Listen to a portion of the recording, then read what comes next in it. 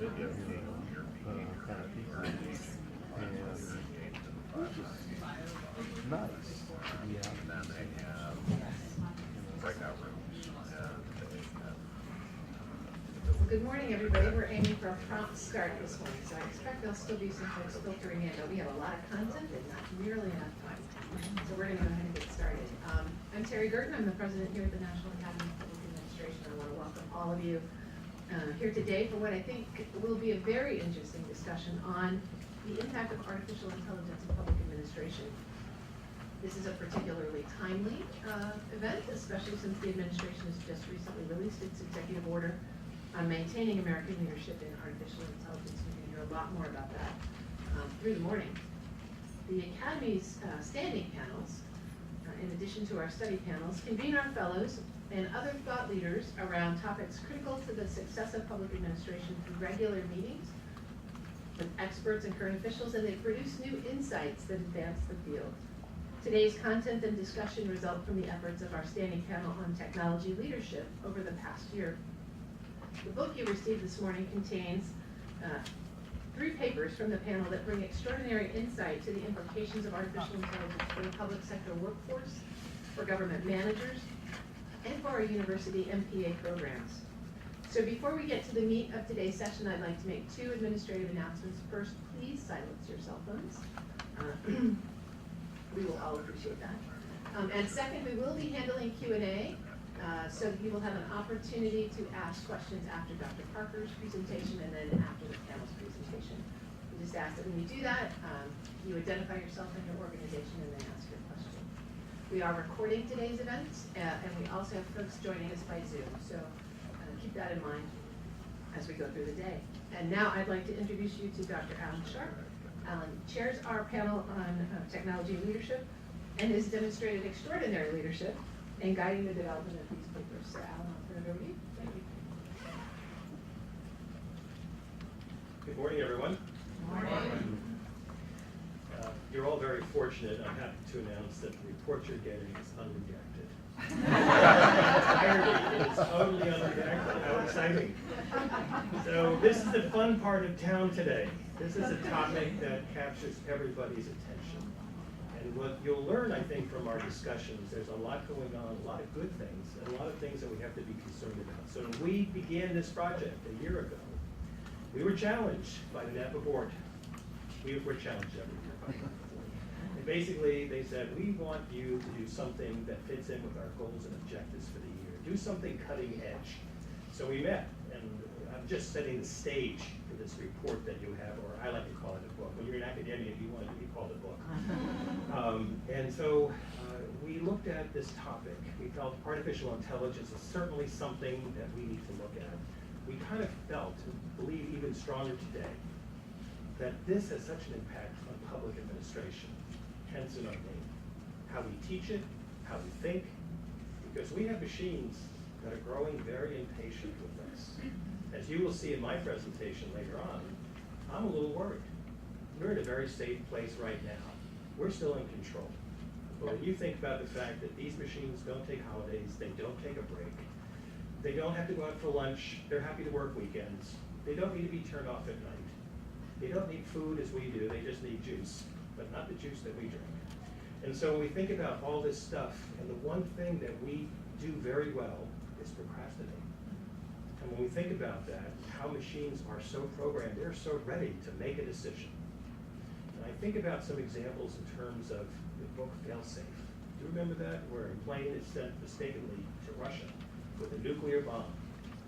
That was just terrifying to so many people, thinking about what are the implications for this. Well, we couldn't even shoot down our own plane, and we could have had the entire world destroyed for one plane that was programmed to ignore all human controls. In 2009, we had a metro crash here in the city. Very unfortunate, 9 people lost their lives who were sitting in the front car of the train that was actually being driven by a computer. The operator got accustomed, and relatively new, was kind of accustomed to the fact that this train was on automatic autopilot. By the time realizing that it went through a light and there was a false sensor that contributed to this, it was too late. We know that 346 people recently perished in 2 airline disasters. because of contributing factor. Artificial intelligence is trying to make up for a plane that was familiar but with new engines and a new wing angle. And they wanted to make it so easy for the pilots not to feel the difference between one and the other. On the other hand, I'm stranded in some place in some foreign country, my plane was canceled, and I am talking to artificial intelligence robots from Delta Airlines. And it was perfect. They knew who I was, it spoke in perfect English. So the advantages are incredible. We just need to be aware of what's going on as we move forward in this. So many people are here that were part of this project from the beginning. I thank you for your contributions and even the brainstorming of this topic. And we will continue as we move forward the coming year with even more. So we have a very important program. We have the U.S. government's first Assistant Secretary for Artificial Intelligence, who is real and incredibly real. I will be introducing her in a second. We will then have some questions, and we're going to do this live. We're assuming that we're all adults in the room. We're not looking for comments. We're looking for questions to take advantage of Dr. Parker's expertise.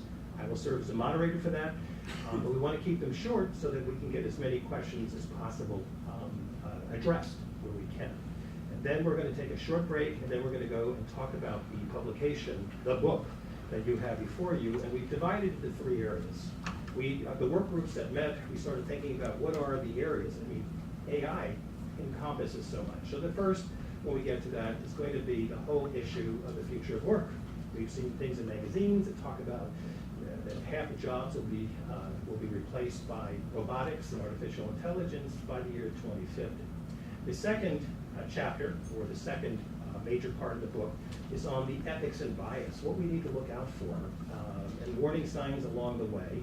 And the third one is, what do we do, what suggestions can we make about understanding how this topic can be introduced into the curriculum? No professor wants to change their syllabus, but most professors are willing to add it into their existing curriculum.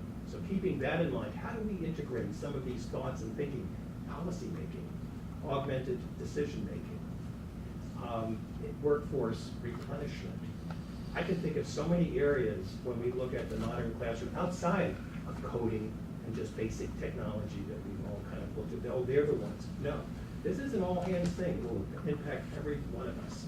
So with that, I am so excited. Having met Dr. Parker in person, but we've been kind of going back and forth. I was fascinated by her title, Artificial Intelligence, coming out of the White House, and her experience is unbelievable, as you can read in the program in terms of her bio. Someone who's been with the National Science Foundation, someone who has been a dean, someone who's been a professor, someone who has a passion for this topic. Take a look at her bio just for a second, and you realize the amazing contributions that she has had that gets into both the weeds, but also the possibilities of all the good that can come from understanding, and we as a nation have to be competitive.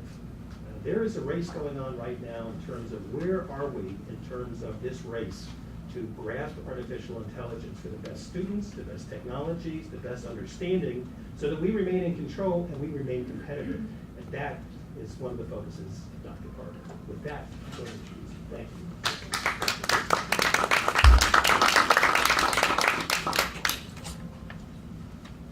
So good morning, everyone. Thank you, Alan, for that very generous introduction. Artificial intelligence is my passion. I've been working in this area my entire career. So I'm thrilled to have this opportunity to help work for the nation and trying to help us harness what these important challenges are with AI. Certainly, it's touching every impact of society. And so at the federal level, of course, in the White House, we're doing our part to try to help move the nation along together.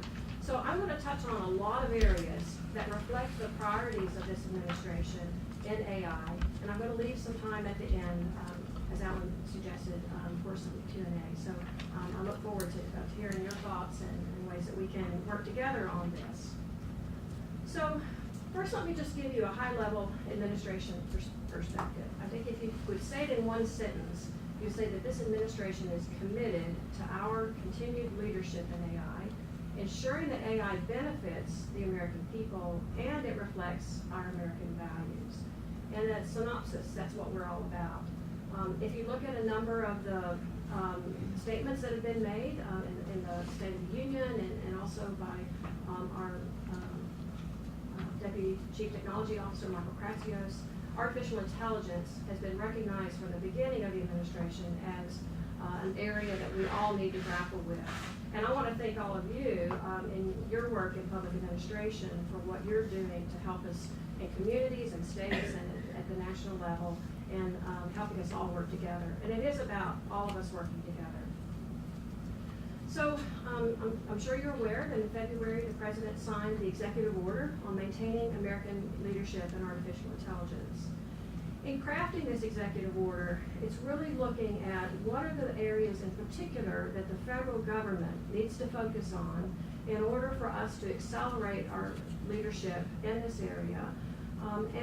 As I'll go through many of the priority areas, you'll see how it touches on all aspects of the life cycle of AI, from its initial creation in a lab, an R&D, to its use in practical application. And there are many areas that we need to address and get a handle on. And so the priority areas that I'll be focusing on in my talk all are reflected to some extent in the executive order.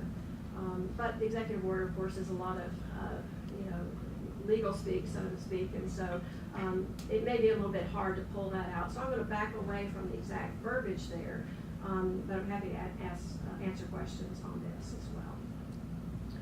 I also want to point you to AI.gov if you haven't discovered this. We launched this in mid-March. This is an all-of-government portal for all the activities that are happening in AI across the federal government. And it's also structured in a way that's consistent with our thinking about how AI is impacting everyone. It's about AI and its innovative impact. And certainly, we recognize that AI has many great benefits. And so we want to make sure that we as a nation are able to experience those benefits, and everyone in the country can experience those benefits. It's also about AI for our industry. How our industries can use AI, can commercialize new AI tools and products, and that we as a nation can help make that happen, of course consistent with our values and expectations for how that AI should be used. It's about AI for the American worker. I know that your report touches on the impacts on the workforce, and this is something that's critically important as well. So how can we prepare everyone for the new era of AI? And then, of course, there's AI with American values. That is all about how we ensure that we are balancing the innovative uses of AI with the important challenges of AI. And so I'll touch on all of these areas as I go through. So if you look at AI for the American people and all of the areas that we want to focus on, I've touched on several of these. Prioritize AI R&D. We remove barriers to AI innovation. We ensure an AI-ready workforce. We look at AI for its help in defending national security. We want to leverage AI within the government, and we also want to lead international AI deliberations. So I want to go through each of these, some to more extent than others. So what about prioritizing AI R&D? If you look at the landscape of federal funding versus industrial funding today versus shortly after World War II in the 50s, in the 50s, I've heard a statistic that said that the federal defense sector of the U.S. funded about a third of the world's R&D. Today, it's about 3% as it relates to this AI area. And so, what does that mean? We now have a very strong industry base that is investing significantly in R&D. But the federal government still has a very critical role in its investments. And so we want to prioritize the important investments there. Regardless of how much we spend on R&D, we want to make sure that those investments are used wisely and in the areas that are most impactful. Now, it's been recognized the importance of AI in many of our strategic documents. The budget priorities memo for the last few years during this administration has called out the importance of AI, and so therefore the agencies are creating their budgets to prioritize AI. The National Defense Strategy and the National Security Strategy also reflect the importance of AI and the importance of us all to work on those. So as I mentioned, regardless of how much we invest in AI R&D, we need to make sure that we're coordinating across the federal government. And one of the roles that I have at OSDP is coordinating these across the agencies that are investing significantly in AI R&D. We created last year a new committee called the Select Committee on AI that provides strategic level guidance in terms of how agencies should think about AI within their agencies. We also have a subcommittee called Machine Learning and AI Subcommittee. That's the operational arm. And right now, that group is very active in implementing the executive order, and I'm overseeing that process as well. And then we have an AI interagency working group, which is more of a community of practice of experts across the federal government and how AI should be considered, how we can coordinate our investments, create new programs, and so forth. So we have a lot of activity now to make sure that we are coordinating and using best practices and finding what our gaps are and what the important areas of impact are of AI across the federal government. Now, of course, we need a way to guide these investments, again, given the fact that industry is investing significantly in these areas. And so we have a National AI R&D Strategic Plan. In fact, when I was at NSF in 2016, I co-led the task force that created this plan. But recognizing that this is a fast-moving field, in fall of this past year, we issued a request for information on input from the public on how that plan is aging. Do we need to reconsider some areas of R&D? Do we need to emphasize other areas, and so forth? And so we've collected all those responses, reviewed them, and now are in the process across the interagency of updating the R&D strategic plan, and that will be coming out soon. This spring is the plan. And there are other pieces of R&D that I want to emphasize. It's not just about the fundamental algorithms of AI, but it's also about investing in the data and the infrastructure that's needed to help our nation progress in these areas. And so the executive order includes some areas of emphasis in helping the federal government share data that can accelerate AI R&D across the federal government, and also making more available computational resources, such as high-performance computing and cloud computing, that everyone can have access to. So this is about not just about big tech, but it's also about enabling your everyday researcher, whether they be in industry or academia, to have access to the data and the resources that they need, computational resources, in order to put their good ideas into practice. So this piece of the executive order is all about trying to democratize to some extent our ability to use great ideas in AI to have good impact. So the key messages here certainly is that as a nation, we do need to prioritize AI R&D funding. That's explicitly called out in the executive order. And we must also look not just at the fundamental ideas, but the data and the infrastructure that's needed in order for us to take good advantage of those good ideas. Now let me talk a little bit about the industrial piece and looking at removing barriers to innovation. Oops. So, getting us to go back, doesn't want to go back. That's okay. So we've had a number of actions that over the last, thank you for doing that, a number of actions over the last couple of years that have looked at the current regulatory climate and areas in which new AI technologies need updated regulations in order for us to take good advantage of them.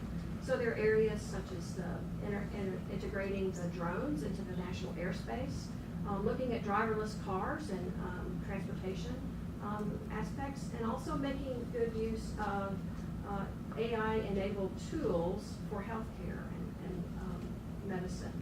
And so FDA, DOT, FAA have all been working in these areas to provide the opportunities for us to take advantage of these good advances in AI, but of course in a balanced way so that we're not putting people's safety at risk. Now, broadly speaking, these are some point examples of how we want to update the regulation and modernize the regulation so that we can take advantage of the new AI advances. But we also want to think about this more holistically.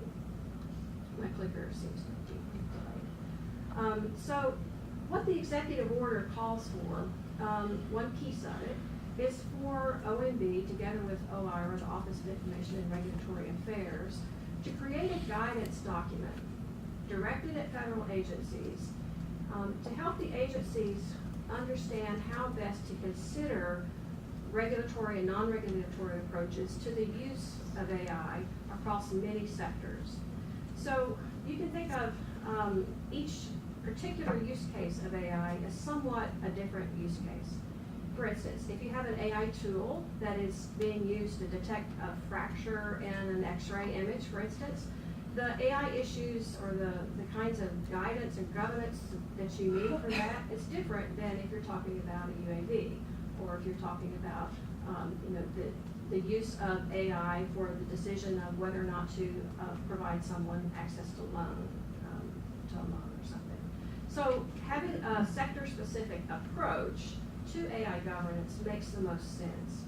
However, just asking every agency to go forth and guide is a tough boat to follow, and so tough road to follow. So what we need to do then is to provide overarching guidance so that we can have some consistency across the agencies and how they think about AI governance.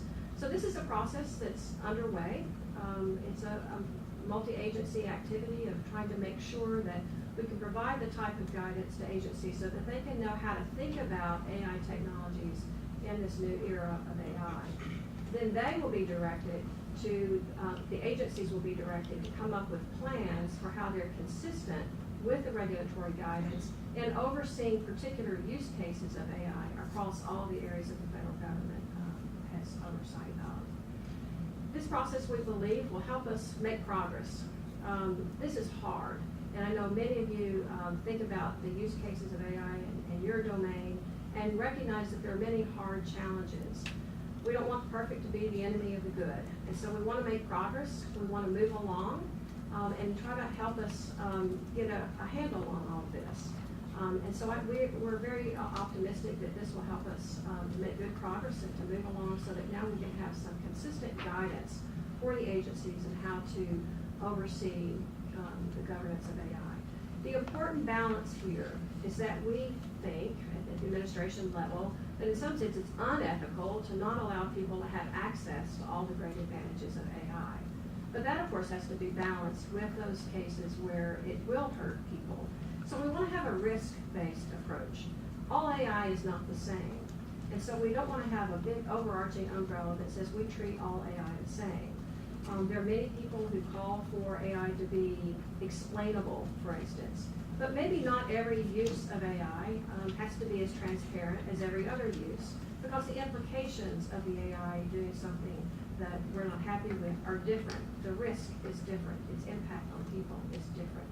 So because all AI is not the same, we want to be sure that we treat each AI use case in terms of its risk and its potential impact to people. And so that's what the guidance, the pieces of the guidance will be discussing. It will be coming out, a draft version will be coming out for public comment sometime, maybe early summer. We don't have a specific date to announce. But that is an opportunity for all of you and your colleagues to please provide input and feedback. We want to get this right, and so that opportunity is very important. Okay, so then moving on to the next area. Key messages, sorry this clicker is, maybe I could just say next slide, would you mind? Thank you. So the key message here is that we want to have government regulations to support innovation, but we also want to do that in a way that our uses of AI are maintaining civil liberties, privacy, and the values that we all expect. So next slide, please. So next, let me talk about some workforce issues and workforce implications. If you look at the implications on AI, certainly there are a lot of studies, and all the studies don't always say the same thing. There are certainly some areas of some types of tasks that are more easily suited for automation and for AI technology use than others.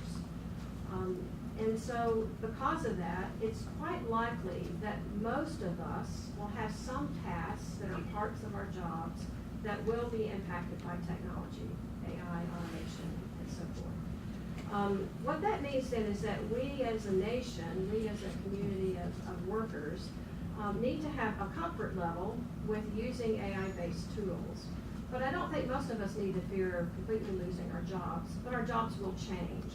Now, that's not to say that there probably are some areas where AI is particularly well suited, that there may be some impact in the sense that the job goes away.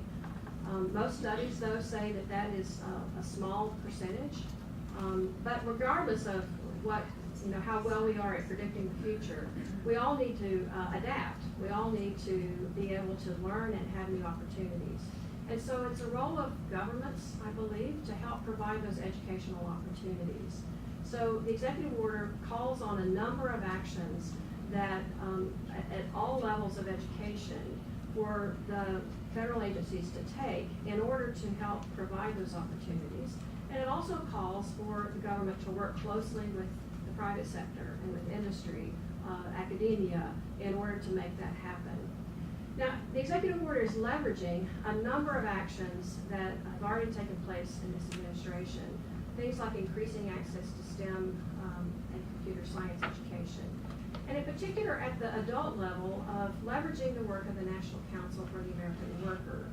That's about providing adults who have been impacted by the changing skills needs of industry, to provide them opportunities to learn new skills that are now relevant for today's new era of AI. And so this is a partnership where industries are providing training opportunities to provide the skills that are needed for these to use these new kinds of technologies. Last time I looked, there were over 6.5 million training opportunities that have been pledged through the Pledge to the American Worker, which is affiliated with the National Council for the American Worker. So what the executive order calls for is for the agencies to work with the National Council for the American Worker to identify and build up opportunities for people that particularly have gained expertise in AI relevant skills. In the STEM area, the executive order calls for the Select Committee on AI to work with the Committee on STEM, which is an NSTC committee, to look at opportunities to embed AI within existing curricula or computational thinking in existing curricula at the STEM K-12 level. There are other things that the executive order calls for as well to prioritize and leverage existing programs to build up more opportunities for people to learn AI skills. And the bottom line is we all need to be able to have opportunities to learn, and we need to get out of the mindset, I think, that you go through school, K-12, or you go to college, and then you're done. Today's technologies are moving so rapidly that even as someone that has 3 degrees in computer science, if you don't constantly read and keep up with how the field is moving, you'll be out of date very quickly. So you're trained in an area of high tech, but even someone who's trained in that area needs to constantly have new opportunities to learn new skills. So I think as a nation, as a world really, in this era of emerging technologies, we need to have this as part of our regular educational mindset. There are apprenticeship programs too that the administration has been advocating for. So all of these areas across the board, for all stages of our lives, we want to take good advantage of these opportunities and create opportunities to have people learn the relevant skills that are needed for the jobs of tomorrow. Next slide, please. Now, there's also an R&D aspect to this.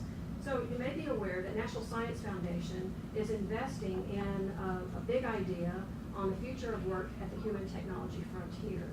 And this is looking at the R&D issues of the intersection of humans and technology and society, broadly speaking, and what that means for what work will look like in the future. And that will then allow us to look at this from a social, behavioral, economic perspective to be able to plan and prepare everyone for that. And coming up with new technologies that work well with people. You know, Alan gave an example of, if you have the Boeing plane, for instance, And we don't know, you know, the report has not come out on that and the exact cause, but for any kind, you can think of driverless cars too. If you have an AI assisted piece of that driving or flying, and it's not designed so that a person can easily interface with it, like you're driving down in a driverless car and you expect it to stare at the road while doing nothing and having your hands ready to go, that's not really a great, it's nothing that humans are great at, right? We don't just respond out of the blue to something that's an emergency. So coming up with new ways of technology to interface with people is an important piece of the research. And so this is part of what the federal government is investing in as it relates to R&D. Next slide. So broadly speaking then, there are a lot of workforce challenges. I think it's important for us to enable people to have those skills that are needed so that as a nation we can continue our economic competitiveness. And also we have people that can fill the important roles across all of society, in public administration, in federal government, in industry, in academia. We need people who have these kinds of skills. Doesn't mean you have to be an expert, but understanding, having the computational mindset to understand the tools and what the tools can and can't do, I think is an important part of our educational process. Next slide, please. Let me just briefly touch on the national security piece. Next slide. There obviously are many uses of AI that can help us defend our nation. DoD has recognized this, and they created last summer the Joint AI Center, or the JAIC. And this is looking at the application of AI, taking it out of the lab and using it in ways that can benefit the nation in an appropriate way. This is a broad challenge for AI in general. You can develop AI in the lab, like DoD has been investing in cutting edge research since the beginning. They invested in some of the earliest work in AI, but not so much of it has actually been used in practice. And so how do you transition from the big idea to something that is practical and useful? And this involves in today's era, working closely with industry, because industry is now where many of the new AI ideas are coming. It used to be that the federal government could give industry a massive contract to build an aircraft carrier, and that was how the industry worked with the government through these big contracts, and it was a big percentage of their clientele. Now, the federal government, frankly, is a small percentage of most commercial industry markets. And so that means then that DoD needs to work more closely with industry in ways that are useful for what DoD needs. Now, again, we want to do this in a way that is appropriate. And so DoD is also creating a set of AI principles for the appropriate use of AI in defense. This is a multi-stakeholder activity where they're having a lot of public listening sessions where they bring people in and they talk about what do we as a nation expect for how our defense uses AI in defense and national security applications. So there's an important conversation that's going on there. And then, of course, DARPA also invests in R&D, such as areas of explainable AI. These will have civilian impacts because now we'll have AI that perhaps can be more transparent. We can understand how it's being used, and therefore we can then begin to overcome some of the ethical challenges that we have in some areas. So next slide, please. So here, the key message is that we want to have our nation's security benefit from the advances of AI, but of course we want to do it in a responsible way, and DOE is recognizing this and going forward with a good plan to create those ethics for the appropriate use of AI in defense. Okay, I'll go on to the next slide, and the next area is about using AI within the government. And next slide. There are a lot of different ways, just as in the private sector, you can imagine using AI for lots of great benefits. We want to be able to have the federal government also use AI to provide better services to citizens. There are many pieces to this.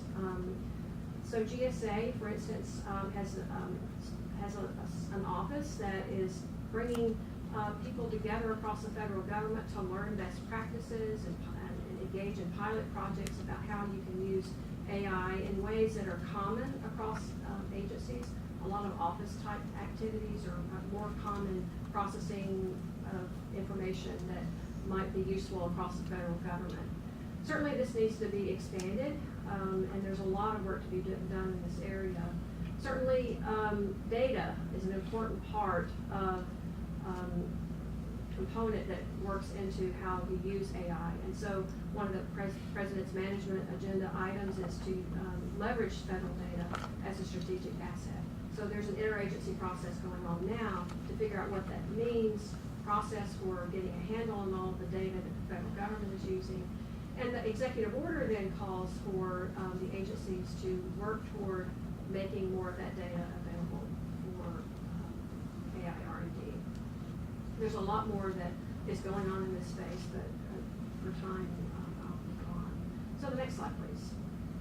So clearly, it's not just about having industry use AI, it's also about the government itself leveraging AI. You know, we try to modernize the IT of the federal government. It's a massive job, and part of that is using AI. So it's an ongoing process. It's not going to happen overnight, but there are many activities that are working toward making that happen. And the next slide. So this area then is in an international deliberations. And let me tell you a little bit about that with the next slide. So there are a lot of conversations internationally right now on AI. Just yesterday, the day before, I was at Stanford at a meeting where there were people from all over the world that are talking about, again, the appropriate use of AI in society. So the G7, the G20, the OECD, the UN organizations are all talking about what's appropriate at the international level for appropriate ways for us to use AI. Certainly, we don't want to turn into an authoritarian state-like use of AI where we all feel like we're at Big Brother looking over us at all times. That's definitely not what liberal democracies want. But at the same time, you want to find out, well, what are the ways that we can implement AI in ways that we all think are consistent with our values, while also not being so scared of AI that we don't even let anyone benefit from it because we're afraid that something might go wrong. In fact, it hasn't. So, but that's a conversation, right? Where is the line? And so there are lots of conversations on this topic, and we're leading many of those conversations. For instance, there was a G7 Innovation Ministerial Statement in 2018 about human-centric AI, the importance of using AI to support economic growth, the importance of helping ensure that that AI is trustworthy and that is being used in beneficial ways. So there are many of these kinds of conversations that are going on internationally. The OECD is likely in May to come out with a recommendation on the use of AI and what how government should help in the stewardship of AI. So all of these activities are activities that we're deeply involved in. And again, really promoting an international environment that's supportive of American innovation, but certainly with a focus on AI that is trustworthy and that we are comfortable adopting. So next slide then. So here we are engaging with like-minded international allies so that we can, as a world, realize that full potential of AI. So with that, I'll conclude. Next slide. Again, that summary statement, the administration is committed to ensuring our national leadership. It takes an all-hands sort of approach. The executive order is a multi-pronged approach that touches on many areas across the federal government in ways that we can help accelerate that use of AI across the nation. Of course, the partnerships are so important, and if you read the executive order, it comes out many times about the importance of partnering with industry, with academia, with civil society, with international like-minded partners in order for us to all work together. And so it's critically important to have these multiple views. So with that, I'll go to the last slide. There's kind of a summary slide of the main areas, and I'm happy to take your questions on that.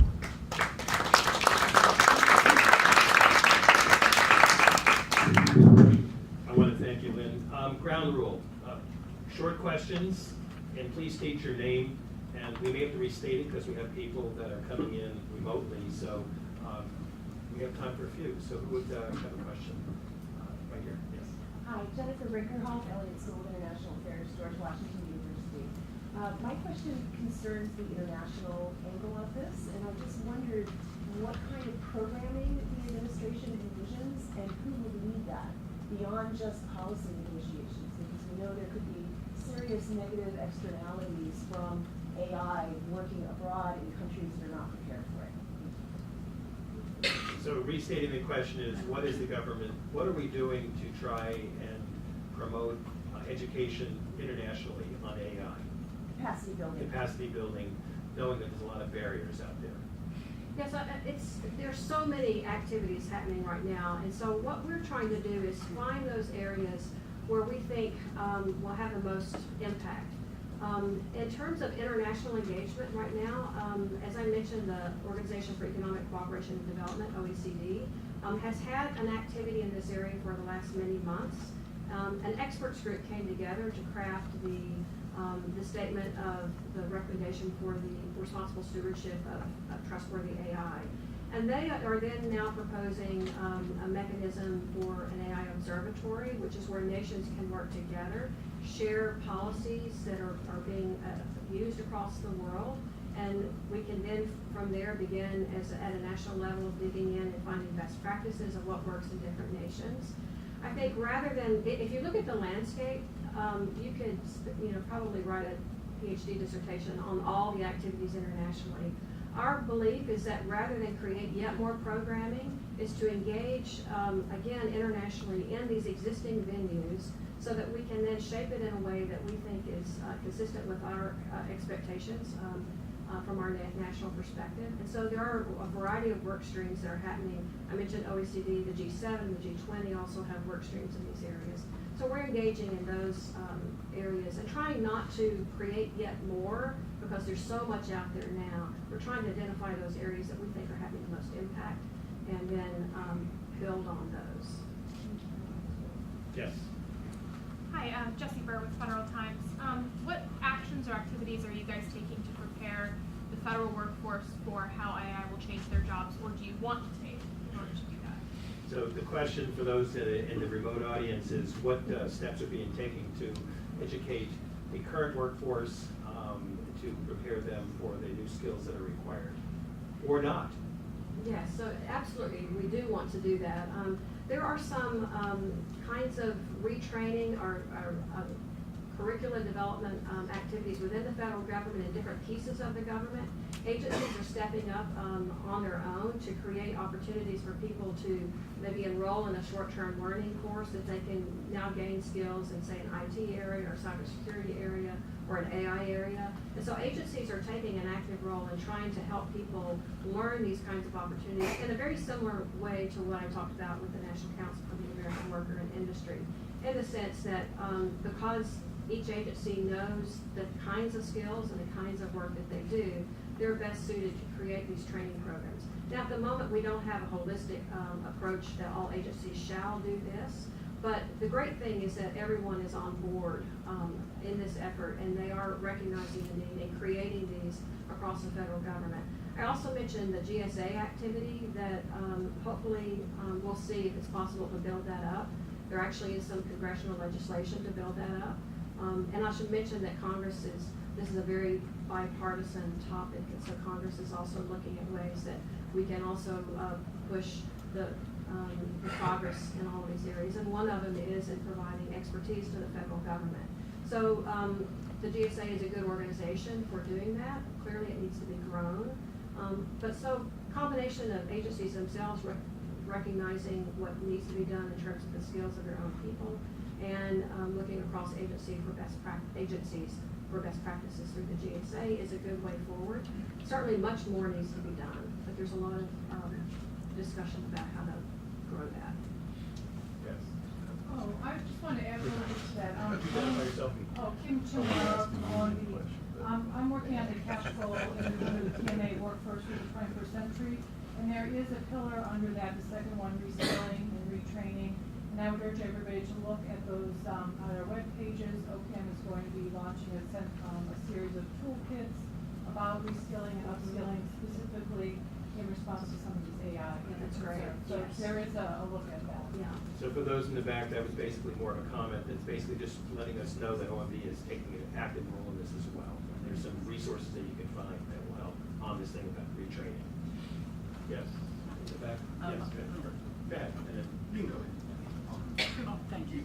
Hi, my name is Melissa Chapman. I'm with Knifeway Solutions and we're a federal contractor. And my question is, frankly, it's all too easy for federal contractors to spend a lot of agency money helping them explore, helping them learn and understand. In your view, what is the best way a federal contractor can help agencies at varying levels of capability in AI adopt solutions that they're ready for, as opposed to the shiny solution on the front page of the newspaper? So what's our role in this, in helping government make the moves it needs to make? So to re-paraphrase your question, from a contractor's point of view, what guidance may be offered to help people, those in the contracting side of the business, better navigate this from just going after shiny objects, but really doing something meaningful to really help guide the agencies? So I will caveat this by saying my role at Office of Science and Technology Policy is more at kind of the strategic looking forward, as opposed to how the contracting process works and how agencies get into some of these opportunities. But I will say from a broad perspective, it's coming at, AI is not just about the tool itself, but it's also about the domain to which it's applied. And getting back to this partnership, I think creating tools with the people who are using it by your side all along the way, not just at the beginning, but in an iterative process to make sure that what you understood is really what they thought they meant. And then as you begin to see the tool in action, then the people who are going to be using it begin to recognize how maybe things didn't get communicated or they didn't understand it as well. And I would say that not just about the federal government. I would say that for any use case of AI, it's a challenge of bringing together all the important perspectives. And that's an exciting thing about AI. It's not just about the technology, but it's also about the domain experts coming together. And I would encourage that regardless of the use case. Okay, last question. Hi, Jory Heckman with Federal News Network. With OSTP having a seat at the table with the federal data strategy, can you give an update of when that's going to be coming out? I think originally the plan was for January with the shutdown, and got pushed back. But can you give a status update on where things are with that? So the question is about what the timeline is for federal data strategy. I will say my role does not cover that, so I can't speak to that. But I imagine OMB or Suzette Ken or someone can provide that information for you. Okay, you're in the back. I'm going to let you have the last question. Okay, appreciate that. Chase Scott with Federal Computer Week. The February executive order does provide new money for some of these AI priorities, and agencies, or the president's budget is proposed cutting a lot of agencies' budgets. So if these things are supposed to take place at the agency level, where's that money supposed to come from, and what's the expectation for agencies? So the question is, with some of the cutbacks that are being proposed, how does that shape up with some of the objectives that we're dealing here with AI, which does require more resources? So certainly in times where you're trying to cut overall federal spending, it's true that there were cutbacks overall in R&D, but AI was protected. So if you look at the budget priorities memos, and they outline many of the budget priority areas, that feedback then, of course, is how the agencies what the agencies use to prepare their budgets. And so they have protected the budgets for AI. So the expenditures in AI in particular have not been cut, even though overall R&D budgets proposed in the president's budget has been cut. So that's across all agencies. The number that was published was $850 million across 4 agencies, DOE, NSF, NIH, and NIST. But that doesn't cover any of the DoD unclassified AI expenses, investments such as the DARPA's $2 billion AI Next campaign. So one of the things that the executive order calls for, because it's so hard to count AI across the government, there's so many pieces to it, is to have a process whereby the agencies are reporting their investments, the programs that are investing in AI, so that we can begin to get a better holistic view of what our agencies are spending in this area. But certainly the AI investments have been protected in the president's budget. What a happy way to end our conversation. Thank you.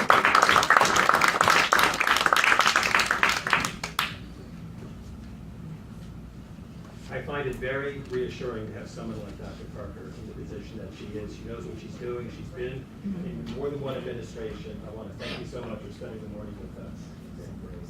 So we're going to move very quickly, and there will be a chance for more discussion and questions. In fact, we encourage it.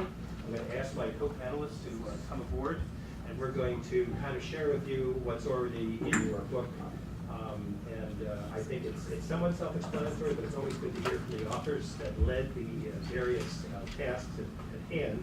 I'm not going to spend a lot of time reintroducing folks in terms of the lengthy descriptions of their bios, but I am proud to be with my compatriots here, my chapter mates. We are going to start off with Karen Schrum, who's a principal in the government and public sector practice at Ernst & Young. She has 20 years experience in this, both with the federal government, consulting in IT and modernization, and has been kind of a real, almost like a deputy in this project, working with me and the task force. Has played an amazing leadership role here. As is Dr. Priscilla Reagan, we refer to her as Chris, but Dr. Reagan teaches at George Mason University. She's been in the federal government. She's been with National Science Foundation, has done some incredible things, and really has focused. She was one of the first people to volunteer in this topic that she addresses in her research, having to do with not only just technology, but this whole thing of ethics. This book would not be, wouldn't be possible without that introduction and the brilliant work that she did with that, and also with the help of Carl. There are some other people that are mentioned in the chapter. I'm going to be the briefest, perhaps, but I want that to be more of a discussion when we talk about the curriculum. How do we get this into existing stuff? We'd like to get in the curriculum before STEM or during STEM, but recognizing that we have programs in our MPA programs and PA programs that don't even touch this whatsoever. And there's so much opportunity here to introduce elements of this to help our students adapt and understand the things that they will need. There's someone else who's not here, who I believe is coming in remotely, is Anders Shropshire, who is our researcher, who came here as a summer intern. And I have to say that he did an unbelievable, brilliant job, that his work is behind all of our chapters, and especially mine. So I have to give him credit. You know, professors don't always do that, but I made sure his name appeared with mine. He did an amazing job. I wish he could come back, but I know he's doing well at the University of Wisconsin. So with that, I also want to thank the Academy and staff who have been really supportive of everything we've done, in particular Terry, who has been the wonderful positive nudge that people like me need once in a while to stay on task. This was hard. This is not herding cats, it was herding butterflies sometimes. And you know, we all have other things to do. We're all very, very busy, but we all came together. And so for us, this is a dramatic moment. Hopefully a year from now, we'll have AI Part 2 that will deal more with these issues. And we'd be very happy and open to your ideas. Our groups, our standing panels are very open to volunteers. People are willing to help. So if someone has something to say, gee, you should have covered this, or I'd like to help you with that, we would love to know that. So we're going to go through each of these very quickly, or relatively quickly, and then when we're finished, all three of us, then we're going to open it up for questions, and hopefully there'll be a nice little discussion, and we'll move from there. So with that, I'm going to turn it over to Karen.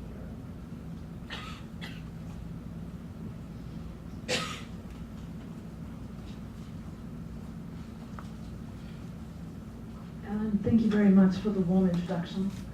Good morning, everybody. I'm absolutely delighted to speak to you all about a topic that is very near and dear to my heart.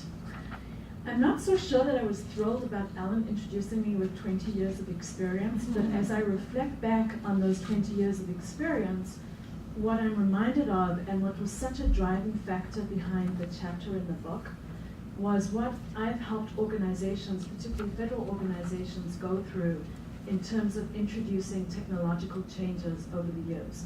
Whether that was an ERP system, whether it was bringing our mobile phones to work, there are fundamental principles that we go through in terms of AI.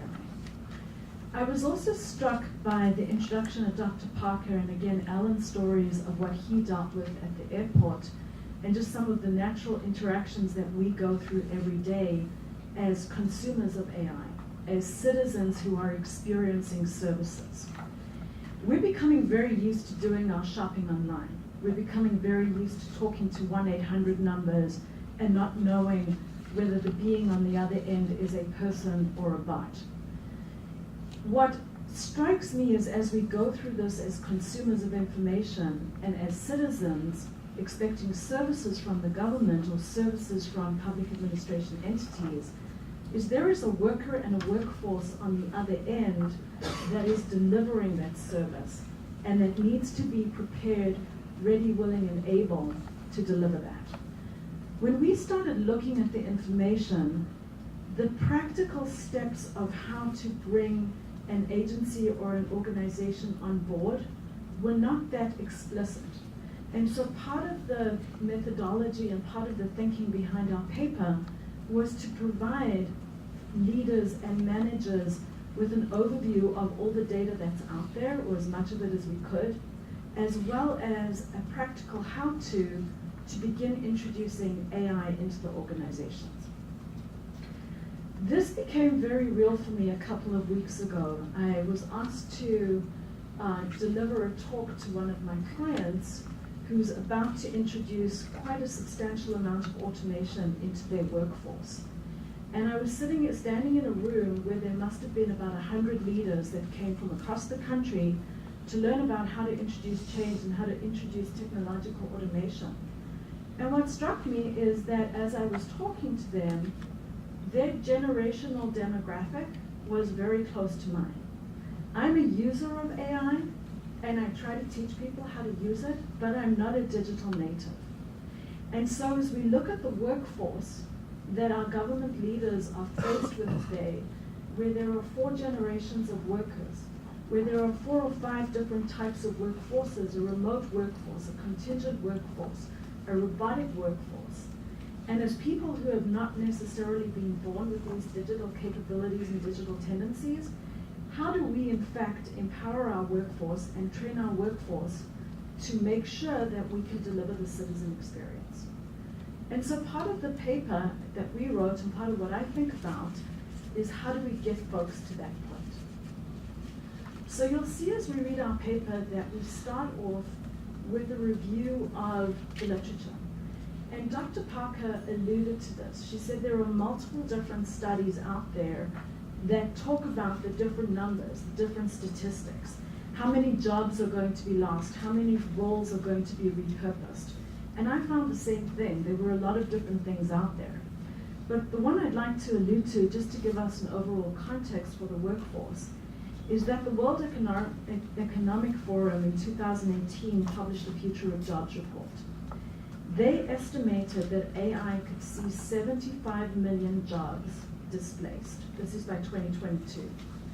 However, they also talk about 133 million new roles that are going to emerge as companies and organizations start adopting AI. And for anyone who can do numbers in the audience, that's about 58 million new jobs and net new jobs being created by 2022. So the underlying message here is that while jobs are going to go away, new roles and new positions and new elements are going to come in to take their place. The other aspect that Dr. Parker alluded to and that we cover in our paper to some degree is the different types of functions that are prone to AI or prone to automation. So a number of studies have been done around breaking down business functions into their sub-functions and into their tasks and activities. And one such report talks about the finance function. In the finance function, you can pretty much break down apparently about 80% of the tasks can be automated. And the reason for this is because the work is very repetitive, it's very predictable, and it lends itself to some level of automation. The field of business that had the least ability to automate, and that was about 12% of the tasks, is in the field of learning and development. And when you think about it, that makes sense. I mean, you can put Weebles online and you can put learning courses online, but ultimately you're dealing with people. And at the heart of it, we are unpredictable and we are all different. So those kind of human interactions are difficult to assign to AI or to automation. Hence, I think the reason why some of those, the ability to automate that is so much less than in the finance function. And as you begin to read the literature and look at the reports and the research, you'll see that there's so many of these studies, but they all have that similar theme. Jobs will be displaced, however, there will be new roles and new jobs that take their place. And as we think about that, and I primarily come from a federal background, as we think about that, we think about the types of jobs, say, in a finance function, in a CFO organization that we're trying to help, but we also have to think about the new AI worker that's going to be hired. Who is the person that's going to be creating the new AI app? Who is the person that's going to be translating whatever's needed into the new technology? That's a whole new set of jobs that need to be thought of and prepared for and accommodated in the workforce. So really staying on this theme of practical application, I've been speaking to a number of different clients who are in various stages of introducing AI into their workforce. And within the paper, we allude to a couple of different examples, some coming from federal, some coming from Dr. Parker talked about domains, coming from the domain of public safety. There are others in state and local government that we talk to, and others in the non-for-profit sector. I'm not going to delve into these, but what I'd like to do is use some of those examples to talk about what I think is most critical. And this is, what is the roadmap that leaders and managers can begin to use as they start to think about their workforce and start to think about how to prepare folks for that. So I'll sort of talk to both topics as I go through that. What we try to do in the paper was sort of bucketize or categorize what the types of activities are that a leader might be thinking of as they're trying to introduce AI into their workforce. One of the first ones is strategy and planning. And pivotal to this piece is the notion of purpose. Anybody who works within a public administration organization or in the not-for-profit sector knows that people come to work because they are motivated by the purpose. They're motivated by the why they're in the organization. And I think as leaders and managers, and what I talk to my folks about, articulating the why we are doing something is so pivotal. So I think about the financial analyst, and I think about them coming to work and have to crunch through reams and reams and reams of data. That is not why they were hired. They were hired to come to work to do some sort of analysis that would ultimately help the citizen or the stakeholder that they're serving. That's the kind of message for leadership to articulate as they're preparing that workforce. One of the organizations that I spoke to was a large government organization, a finance function, that had brought RPA, robotic process automation, into their workforce. They were more interested in talking to me about the change management aspects that they had introduced in order to get their workforce acclimated than what was actually going on in terms of the RPA. They talked about having a very concentrated message from leadership that clearly articulated the why. They talked about caring for their workforce. They noticed that their workforce was under tremendous stress and under tremendous time pressure, and that bringing in bots that could hasten the work and make it more cost-effective and more productive was a message that they wanted to get across, and a message that this group absolutely bought into and used as they went through this. The other critical piece that we talk about in the roadmap is alignment and governance. And this is really about making sure that the organization is ready, willing, and able to embrace the automation and the AI that's coming their way. This organization that I spoke to that was really looking at bringing in AI and bringing in automation was a process-based organization. They had done Lean Six Sigma, so their folks were very attuned to the processes. But when you think about breaking down your work and thinking about what it is that you're going to automate, you ultimately have to come down to processes. And so getting the workforce, the people who are actually doing the work, engaged in articulating what that process is, engaged in articulating what makes sense to be automated from the point of view of what's repetitive or what can be done to ease the pressure, is critical to getting that buy-in and reducing some of the fear and resistance that might be in there. The other thing that this group did was engage their employees in testing. And by being engaged in the testing component, the employees were able to advise into how well something was working, how well it wasn't working, and really able to influence the course of how automation was being introduced to them. So as leaders and managers are thinking about how to bring their workforce on board, getting them engaged and involved in this capacity is absolutely critical. The other thing that I urge people to do is to really think about the downside impacts or the downstream impacts of what it is that they're doing. And I was struck by this yesterday as I was talking to another client who was thinking about making a small adjustment to her process that would ultimately have a large nationwide impact on the stakeholders that this agency deals with, as well as have an impact on the actual work that was done. And what we said, oh yeah, we'll take this little piece of this process and we can automate it in this regard. And as we played out the realities of what that was, we realized that we'd have to readjust, make a complete change to the procedures. We'd have to probably have another set of workers or some function just focused on understanding the data of this that might come out of it, and then translating it downstream to the process. So what we agreed to do was that we were going to document all the impacts and come up with standard operating procedures or processes that would clearly capture the details of how the work was being changed. So I know I'm being very tactical, but I have to think in terms of reality and in terms of practicality when I think about the nature of the workforce that is going to be changed. The last thing I'd leave you with, and this is something that we capture in our paper, is that AI and introducing it to the workforce is not a one and done. It's something that is ongoing. There, as Dr. Parker alluded to, there are always going to be technological advancements, and we're always going to be tweaking the bot or tweaking the process or tweaking how we react to that.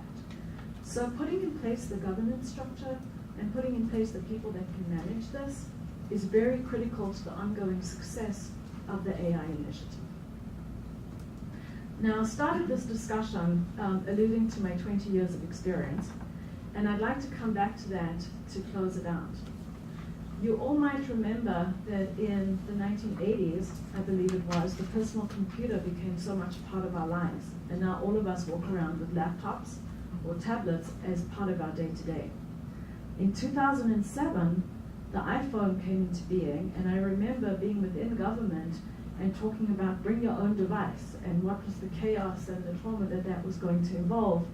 And I urge you, think about how much your iPhone is part and parcel of the work that you do today.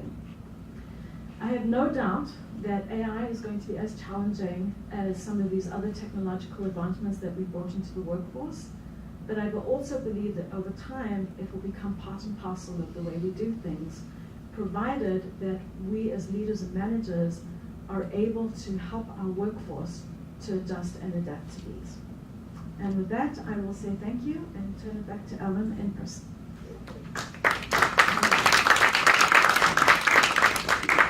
Aaron, let's hold our questions to the end, but you talk about the idea of the iPhone, how important.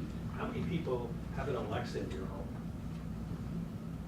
We're talking to, and it's really comforting to say, oh, there's speakers, but they're microphones.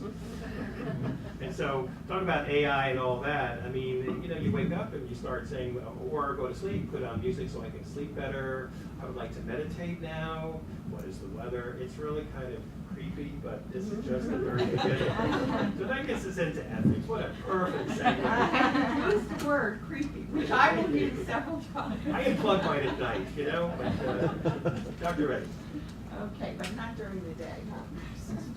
I'm going to echo many of the things that Karen said as well, and I actually have slides. So how? Are you ready? No, you got it. One more.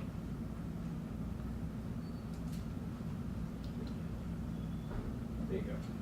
Okay. Ooh, that's little. Okay. will, as Karen said, what we were doing in this report is really sort of taking a practical approach to AI in public administration, recognizing that there's a lot that's written on AI out there, there's an awful lot that's written on AI and ethics, and that this is indeed an ongoing process. So that is sort of the focus, what we had, was not to repeat what has been done, and not to synthesize the literature on this, but to really try to come up with a document and a list of questions and issue areas that people in public administration, regardless of what level of government, should be thinking about as they're employing AI in some of the tasks and the routines and the decision-making processes that they're using. Okay, so the context, this really is tiny. Look, much bigger now. So the first thing, in terms of the context of AI, one of the things that you really need to be thinking about is that AI, from a public administration perspective, is going to change some of the sort of traditional roles and responsibilities that an administrator would play. That you lose a certain amount of control over understanding and being able to be accountable for the processes, the decisions that you are making as an administrator. Be those decisions about who's going to get a benefit, or decisions about who's going to get a job, who's going to move forward at a certain pace. All of those kinds of decisions that are being facilitated in many agencies already by AI systems are going to be a little harder for you to understand unless you're really kind of staying on top of it. And that's because the systems are basically not transparent to you. You know, that you're being, from an HR standpoint, people will say, okay, I'm getting, you know, 5 or 6 files that have been, you know, picked out by HR, and HR has gone through hundreds of resumes, oftentimes using an AI system now to kind of review the resumes of the people who have applied for that job. So you've got this question then of, you know, it's changing my ability to understand my job. And the crux of this then really has to do with your accountability. You know, can you explain, and Dr. Parker used the word explainable AI. That's a big piece of you know, the concern that people have as they're implementing or using AI. Can I explain why I made, you know, why my program made the decisions that it made? So that, I think, is sort of the key thing here. Now, there's a point, and Carl and I emphasize this in our chapter, that there's a point at which these decisions are really critical to pay attention to. And that's the point at which you contract for the AI system, whether you're contracting from an outside vendor or whether you're developing it in-house with your IT people, that you really kind of talk through in that contract, or the sort of terms of service, you know, who owns the data, what, you know, as much as can be explained about the algorithm that is being used in the AI system, where are they getting the data from, all of that kind of needs to be specified in that initial, you know, sort of terms of service. And at that point, this is really where, you know, sort of having everybody involved, as Dr. Parker said, your program people as well as your IT people, as well as in some cases your, you know, the legal staff, to see what are the risks that are going to occur, you know, possible risks, taking into account all of the concerns that people might have about that program. So in our paper, we look at 5 specific, other than this sort of, umbrella concept of accountability and responsibility, we look at 5 specific ethical issues. Whoops, too fast. Okay, the first one is information privacy.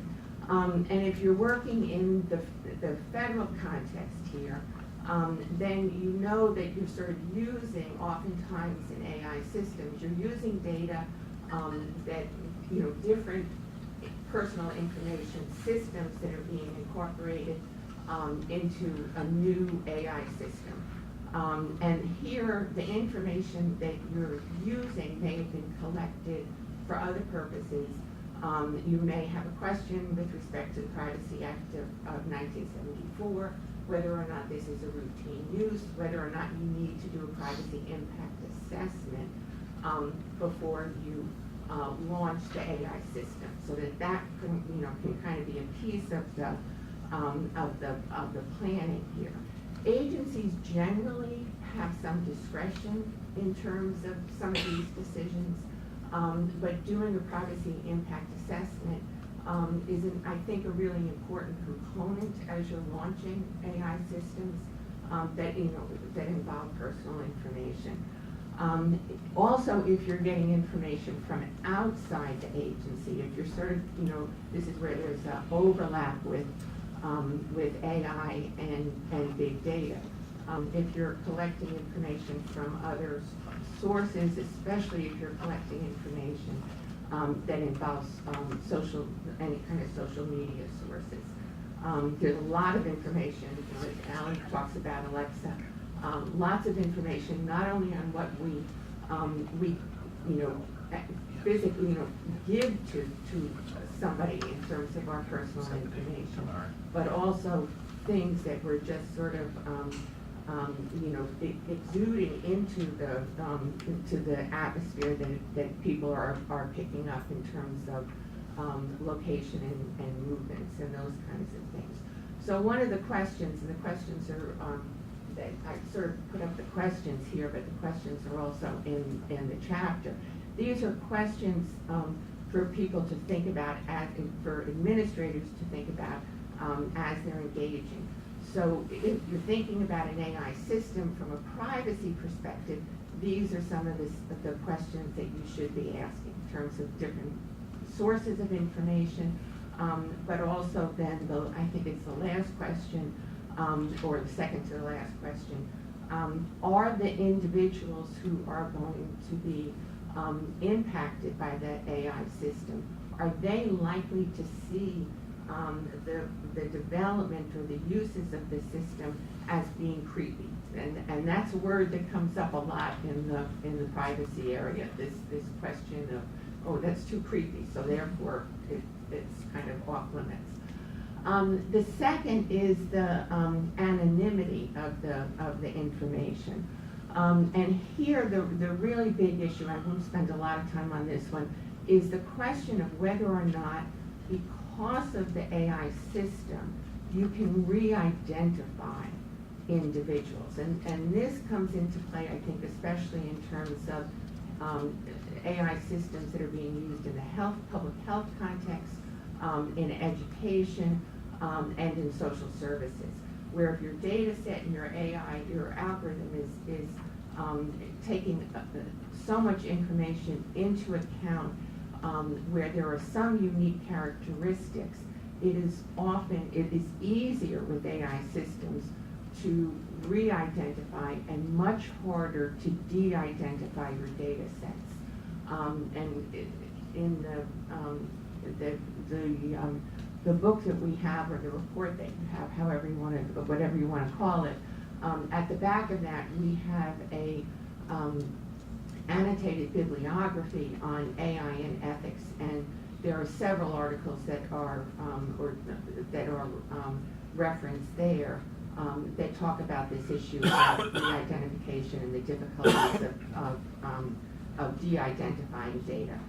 But that definitely is an ethical challenge there. The third issue is discrimination. And this has probably gotten sort of the most attention from an ethical standpoint. It's, you know, the question of whether or not AI systems contain biases has been a big one. And whether or not the biases in the system are biases that operate to reveal or singling out individuals of previously protected groups. The real question, I mean, that is an important question, and there's no doubt about it, and most AI systems do not use race or ethnicity as one of the data elements in the system. But there are proxies that are, you know, sort of operate oftentimes to identify that. So here, the other issue is that the AI, the algorithms and the AI system may be creating new biases, new forms of discrimination that we haven't anticipated and that we don't necessarily know, you know, kind of going in, that that's a part of the algorithm, and then the algorithms learn. These are systems that learn, so they may be developing new biases. And new forms then of discrimination, new ways in which different groups, for reasons that they don't really understand, are receiving you know, different benefits or are being denied different things. There was a AI scenario I was, a hypothetical I was using in one of my classes, where they were trying to figure out why certain people were being discriminated in hiring, and it turned out they were discriminating against people who were disabled. The system was not set up to do that in any way, but as they were going through resumes and the employment form, there was a question about sports, and of course the disabled people didn't have a history of doing sports, so they were being you know, dropped out of the pool of resumes that were being forwarded to the hiring officer. So it's things like that that are important to be taken into account. And here, this is where, and we emphasize this in the written document, auditing the systems, you know, doing a pilot, you know, before you put the AI system into operation, doing a real careful pilot of it, and then re-auditing at various points. You cannot, you know, because of the fact that the algorithm is going to be learning, the AI system will learn, you've got to re-audit at various points to see exactly what that AI system is doing. So discrimination is a really important one. A lot has been written on that. And again, there's articles that are in the annotated bibliography that talk about that. The fourth one is the issue of autonomy. And this kind of gets at the issue of nudging.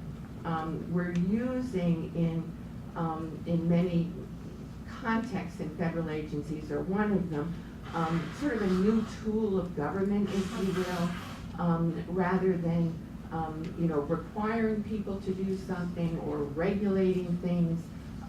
We're sort of nudging people along certain paths. And the question is whether or not this nudging is manipulative. And if it's manipulative, it raises ethical concerns and ethical questions. Because there you're undermining, you know, sort of personal dignity and welfare. And the nudges come into play because they're using insights from behavioral economics, marketing research, and sort of psychology about what's likely to motivate people generally, or motivate a particular group of people. And the nudges can take place in the workplace, so it could be, from a public administration standpoint, to the people in the agency, or you could be nudging a certain, one of a client group that you have. So here, you need to sort of look at how those, and the nudges are often developed, or the message and the targeted audience are often developed by AI systems. So some of the questions to think about with respect to autonomy, human dignity, individual decision making are some of the questions that we raise on this slide. And then the last is the question of surveillance. That you're sort of through AI systems, and there was an article the other day where IBM says that it can identify, with sort of 95% accuracy, I think it was, the people who are working for them who are likely to leave. And this is an AI system that they did not want to share the algorithm with, of course. But that so, and that's sort of surveilling people, their habits online, in the workplace, their comings and goings, whom they're talking to, picking up that kind of information. Generally looking also at social media information. So this is the, as Dr. Parker talked about, sort of, this is that fear of Big Brother that is, sort of watching and recording everything that we're doing. And AI systems, have an ability to facilitate that, and there's lots of information that's out there that we're revealing, even if, we're not aware of the fact that we're revealing that information. So, here, from a public administrative standpoint, it sort of goes back to a certain extent to the first concern about information privacy. What kind of data are you collecting? Is it, and again, that question of, is it creepy? It's the last word on that slide, is that word creepy. And if it feels creepy, and this word creepy is not one that kind of came out of the, privacy and civil liberties community, it's one that came out of the surveys.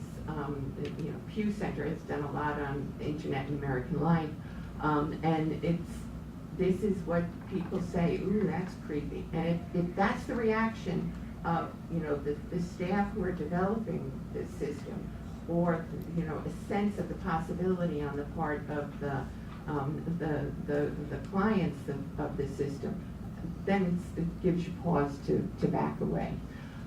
The thing I want to end with is, as Dr. Parker said, these different concerns are domain specific. And I think it's really important that from an administrative standpoint, that those who are using an AI system in their program, or in their agency, and need to take ownership of this. You can't kind of pass the buck to the people above, because you understand how it's interacting with the individuals, and to that responsibility is on your shoulders directly, to really think through and to question whether or not it's an appropriate application, and to raise with the decision scientists and the IT people who are not experts. I mean, administrators of the programs are the experts. The IT and the decision scientists are there to facilitate the program development. But if it's going to raise ethical issues, you need to sort of be thinking those through and bringing those to the attention of the decision scientists and the IT people. So I will end on that note and let Alan take it from there.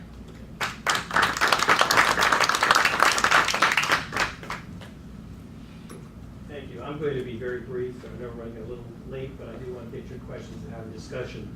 It reminds me, many years ago, I was driving my son to a daycare, and I was rear-ended, and it was quite a jolt. And my son saw my expression on my face, and he just turned to me very loving and said, "Jesus Christ, right there?" And I said, "Boy, that could have been worse." But now we have machines learning and listening to us, and one of the things that we're dealing with is another aspect that we'll probably spend a little bit more time called values. Dr. Hendler, Jim Hendler from Rensselaer Polytechnic, was part of some of our discussions. One of the things he mentioned is as we're trying to program autonomous vehicles, you know, they're dealing with not only ethical issues, but value issues, like, do I hit the cat or the dog? Which one would you prefer? You know, there are cat lovers and dog lovers. Do I hit the child? Do I hit the elderly person? Those are values. And then we have our issue of our own biases that we bring here. I know people who said, I'm not a racist, but they say racist things. I'm really a good person, they do things illegally. So definitions are everything, and we have a lot to, I think, be concerned about. So, you know, we've been talking about robots, and only recently have we really talked about artificial intelligence. And I think to put things in perspective, we have to understand robots in terms of they don't fall in sick, as I mentioned earlier, they don't join unions yet, but I can picture a day where they might. They don't need holidays or breaks, they never complain that we know of. They're not bothered by repetition, key point here. It does not put off making decisions, which actually works against us. What makes things interesting today, and makes this such an important topic, is the combination of robotics and artificial intelligence. They really kind of go together. Not always, but more and more they do.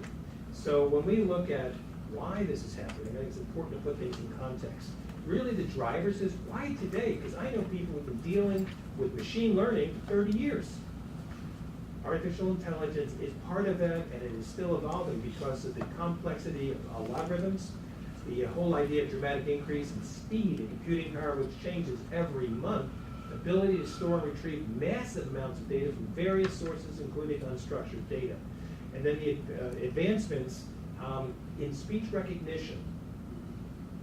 The fact that they can hear us, listen to us, and speak to us in what appears to be more natural than ever before, which was very broken up. Now it is like it's hard to discern if you're talking to somebody real.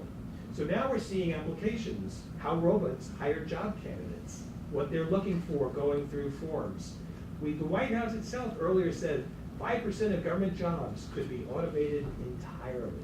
That's just the beginning.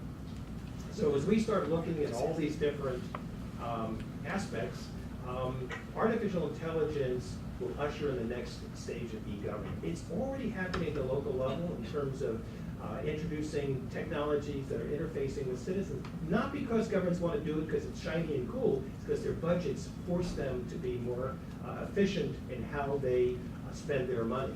We can't always hire operators. People become expensive. We're almost outpricing ourselves in some areas. So it's an interesting challenge when we look at all of this. So this is an important slide. Where are we? There are 3 stages of AI. I came upon this, which helps explain where things are. That first stage, the pyramid, we have these bots that are traveling around at lightning speed. Siri, Alexa, Cortana, and others. We're kind of in that second layer. We're advanced networks that are trained to build ad hoc models to learn from custom data. This is kind of interesting. So yes, machines are learning. They're learning from us. They're learning through experience, what we say, what we do, the new data feeds that are going to them. And so that's where they are. What really scares many people is the next level, cognitive self-learning. Now, right now, that second phase, they're able to construct programs. So when we ask for example, I want to make a reservation on a Thursday on a direct flight to LA. There is not a program for that, but the bots today that listen to that will create that pathway to make that happen. So these machines are creating their own code, their own language to get to that point, which is pretty amazing. I'm trying to imagine what cognitive self-learning might be, but that's when we are truly in competition with another being here. So with that, How are we preparing our managers, knowing this for the future? Because we are going to be in competition. I agree, Karen, when you talk about the impact that we will have with automation. We're already seeing it, nothing new. Repetition has always been replaced by something else that makes things easier. I wouldn't want to be a parking meter reader today. There are certain endangered areas that one has to look at and kind of agree to that that's going to be the most vulnerable. But there are other things that are going to happen that we haven't even contemplated. And what concerns me about all of that is we don't even know what we don't know yet. So this is why I think we have to introduce this into our curriculum. So we did a quick study. I'm not going to go over everything. What we learned in all of this through the survey of public affairs schools in the nation, in a sample, thanks to our researchers, honors in particular, we asked, how familiar are you with artificial intelligence and associated issues? 21% slightly familiar. So there are a lot of people that are looking at this on the sidelines thinking, this is something for the computer schools, because again, this was not to a general sample, this was schools of public affairs and administration. So only slightly familiar, that kind of scares me. To what extent is AI being introduced into existing curriculum? I'm not aware we are covering the topic, 26%, the highest number there. So it could be infused by a professor saying, hey, I'm going to deal with augmented decision making. I'm going to use AI to understand policy changes that are going on in the state capitol or with the federal government. Should schools of public affairs cover AI and related topics?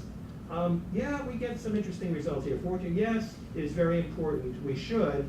And then the second largest there was unsure about our role. What is our role? Should we leave it to students to do their projects who have shown an interest in that?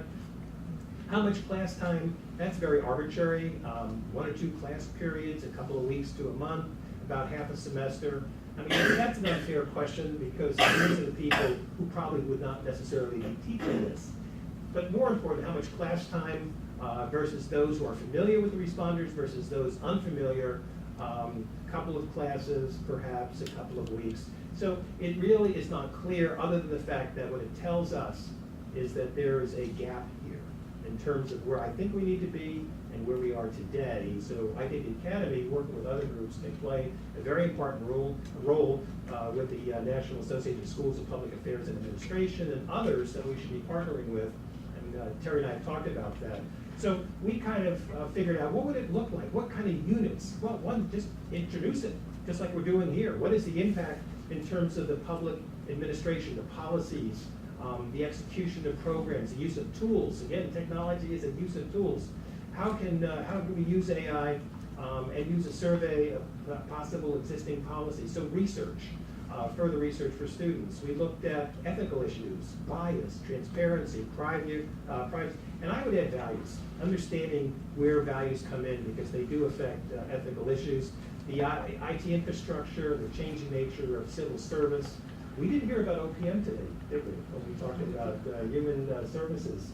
I thought that was kind of interesting. I mean, there's a lot going on, but I would have thought OPM would have been kind of right out there kind of figuring out what this might mean for the workforce in terms of informing people.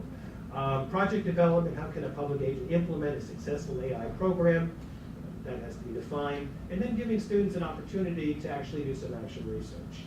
So I've gone through a very quick overview because I wanted to spend time, remaining moments here, to get questions for any one of us, or even comments at this point.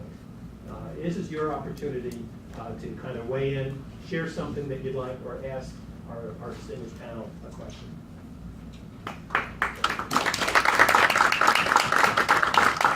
Yes. Hi, Margaret Cole, Serve USA. When we're talking about workforce development, oftentimes we're talking about retraining. Is there an initiative to look at young people to develop the core of people? Israel has a video showing how national service has enabled them to go from pretty non-distinct in the cybersecurity area to one of the top 5 in the world in cybersecurity. Have you considered maybe a national service building a civilian cybersecurity corps to increase capacity for our workforce in this area? So I can try to take that question, but I would say if Dr. Parker was here, she'd have a far more Could you elegant restate answer. the question? Could you restate the I question? believe the question is around, is there any intent or has thought been given to creating a national core of, There already is a core, but to increase it. to increase the national core of, from a younger workforce, young young people? If I heard correctly what Dr. Parker was saying at a government-wide level, those initiatives are already underway. So if we think about things like the GEAR initiative that has been talked about, that's a way to try and further develop the workforce. There are also things like the cyber initiative that has come to the fore where there is elements of building up the cyber workforce. What I also heard Dr. Parker talking about quite clearly was this is really done within individual agencies. And so I think a lot of it is left up to these organizations to do that. What I was also hearing her say was around the partnerships with industry and government. And I've heard a lot more about organizations focusing on apprentices and apprenticeships to try and encourage the sharing of innovation across industry and government. Don't know if that answered you, but I would reflect you back to what she said. Okay. Yes. Hi, Allison Lincoln from the Partnership for Public Service. I have a question on, I see that there's, from your chart, there's like a lack of faculty expertise Yes. on the subject, so I want to know how long it will take to actually get them to implement, which I think is great, for different units, for students, but how long do you think it will take for them to actually? So the question has to do with the last chapter on the PI curriculum in terms of one of the questions show that there's a lack of faculty expertise, and the question is how long might it take to get to that capacity? A long time. Hopefully not. I mean, in many ways, the academic community works against the very practitioners who could offer that in terms of how you have the tenure tracks, how academics look at some of the subject matter experts. I think it requires a real sense of leadership from deans to really make that happen. I'm optimistic. I think it can happen. There has to be a willingness to have it, as opposed to very often somebody comes to university and I have a passion for this and they get hired, or they're looking for classical assistant professor or tenure track this or that. But if you don't have a curriculum and if you don't even at least have something that you're looking for, and that to me is the starting point. Yes? And so are there case studies or like pilot programs going on with this?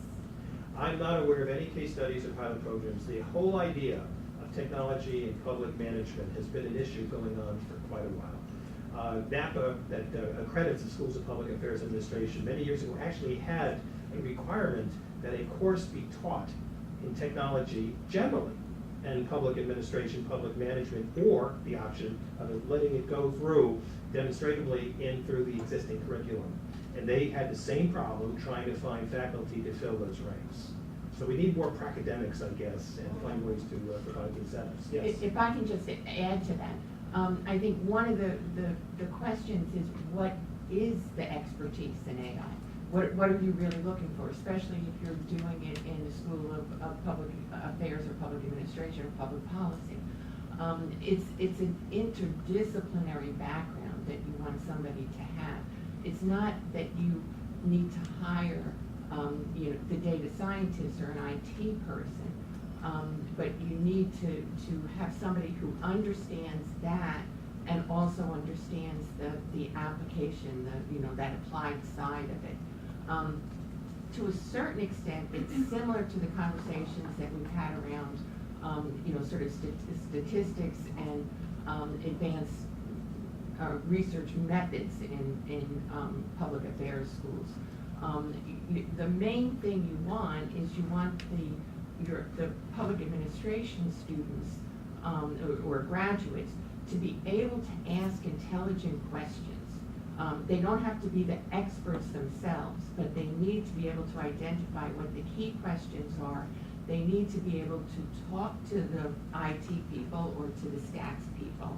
And they need to be able to read and understand, not at the highest technical level, but read and understand the reports and the writings that are being generated in those areas.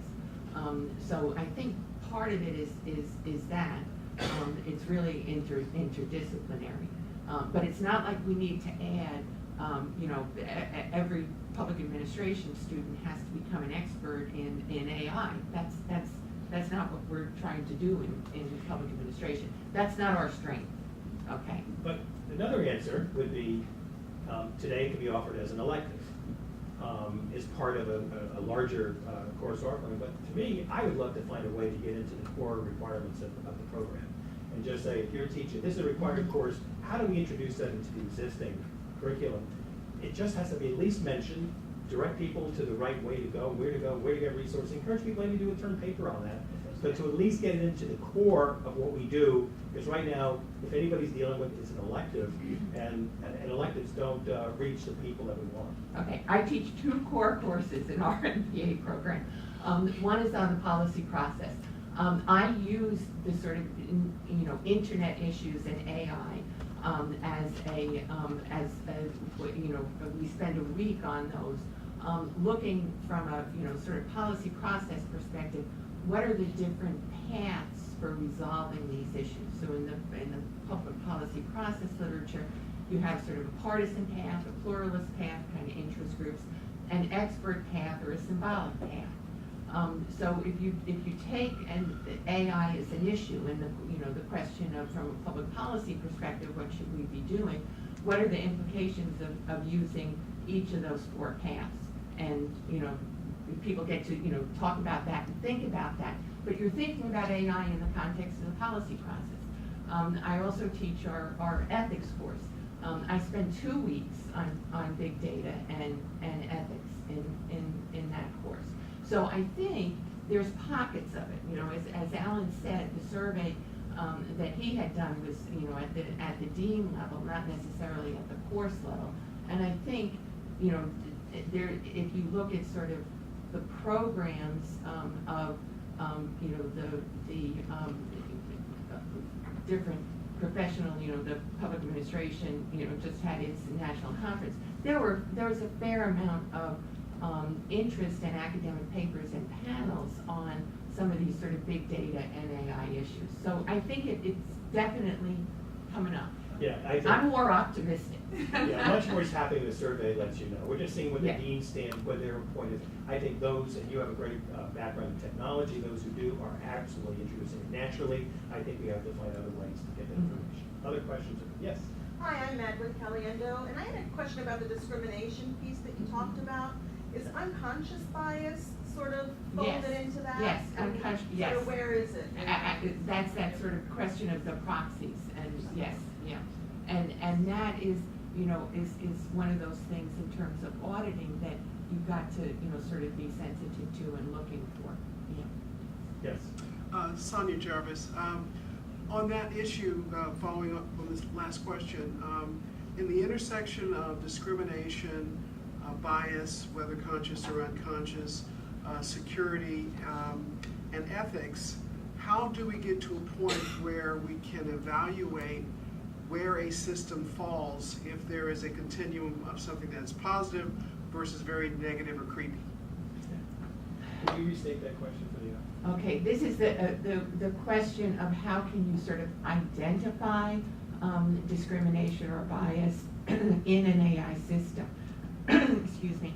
And I think here, this is that necessity of talking beforehand as the AI system is being developed about what the concerns have been in terms of how a program has been implemented in the past, understanding where discriminatory or bias issues have come up in the normal, non-AI facilitated program implementation, so that people are aware of those, auditing for those in the pilot, and then being conscious as, the question of auditing the outputs of the AI system at various intervals is absolutely critical to see how the system is making decisions and how it's grouping, people into different categories, and then thinking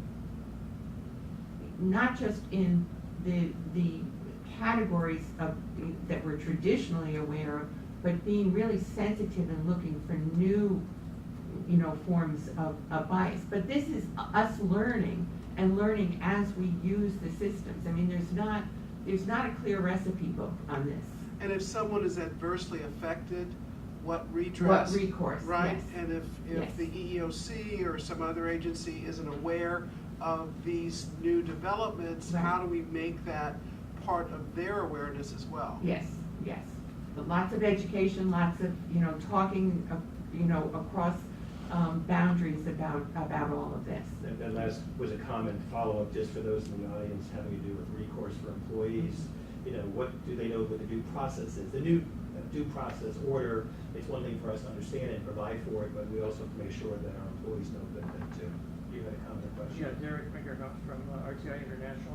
Certainly one of the issues in public administration is how do public administration officials respond to citizens' expectations? Mm-hmm. And thinking about sort of the divide in our society where you have sort of urban societies that would probably embrace this stuff versus rural and flyover country that would say, no, please protect me from all this.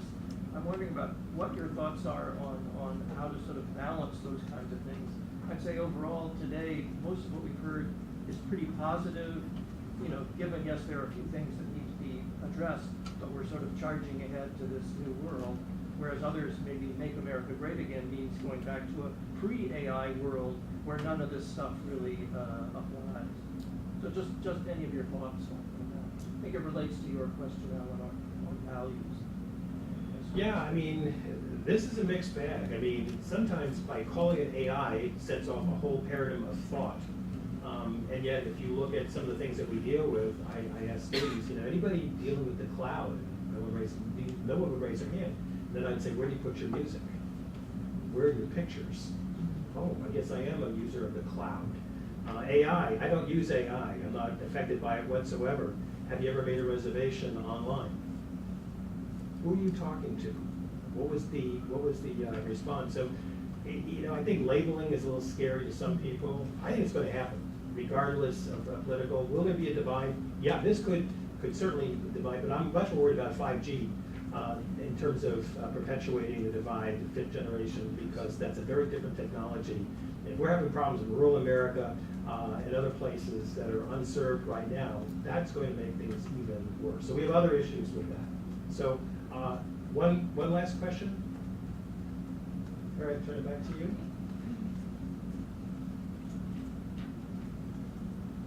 Just very quickly in closing, I do want to thank Dr. Parker for sharing the administration's priorities and activities regarding AI development and employment. I really want to thank our panel here for their insight. I think you'll find the report really fascinating, and I'm especially proud of the fact that it is very practical.